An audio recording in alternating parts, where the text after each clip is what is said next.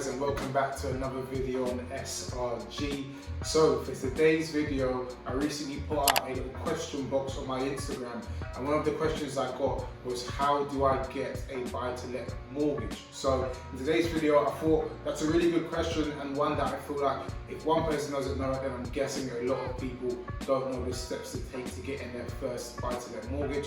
So I'm going to cover the main points that you need to consider when buying your first buy-to-let or get your first buy-to-let mortgage. Pretty much the same thing. So let's get straight into this video. So step one, and probably the most important step of taking out a buy-to-let mortgage, is that you will require a 20 to 25% deposit. Now it's usually 25%, however, some brokers are able to find you products where it's a 20% deposit. So that means that if you want to buy a house for 200,000, then you're going to need at least 50,000 as your deposit. Okay, the next step I would say is to decide on a specific area where you're going to be buying your buy-to-let.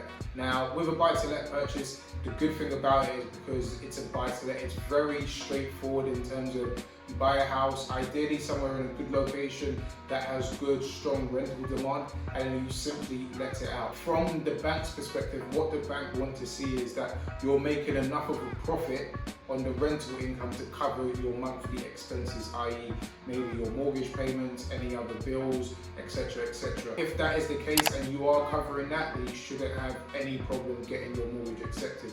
However, if you're trying to take out a mortgage on a property and the monthly mortgage is going to be £1,000 and you're only going to be making, or you're only going to be renting the property out for £1,200, then it's unlikely that you will get accepted for that mortgage because there isn't enough of a profit margin for you to be making on that property. So 3 on the list, and that is to find a good broker. You guys can already see that I've already mentioned the importance of having a good broker, but a good broker is going to give you access to different mortgage products that are out there. And as I say, some mortgage products you might be able to get a 20% deposit. Some may be, and very usually is a 25%.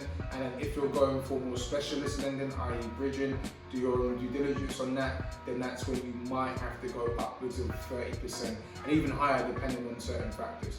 So definitely find yourself a good broker, speak to them, try to build rapport with them, and then they should be able to find you a good product which suits your needs and your circumstances. So number 4 on this list, and that is to get your paperwork together. Now when I say paperwork, even though it's only a buy-to-let mortgage, you would still require some proof of address, funds, etc, etc. So it's important to have those documents easily accessible. Some lenders for buy-to-lets, they may have a minimum earning threshold. Some it's around 20 to 25,000 they want to know that you're making, just because they don't want your sole income to be coming from this property. They want to know, let's say for example, if you have a bad month and you have to pay for a new washing machine, you may have to change a bunch of appliances in the house. They want to know that, okay, if that happens, where else have you got money coming in to compensate for that loss of earnings? So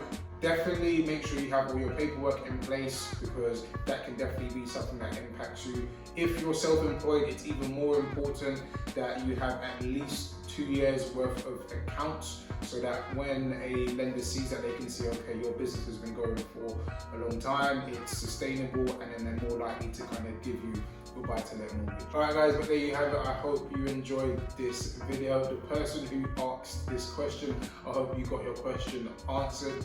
If you guys enjoyed this video, please don't forget to give it a thumbs up, comment below, and then yeah, if there's any more things that you guys would like to see, please don't hesitate to let me know. I'm more than happy to answer any questions and produce more content like this. But yeah, catch you guys next week in the next video.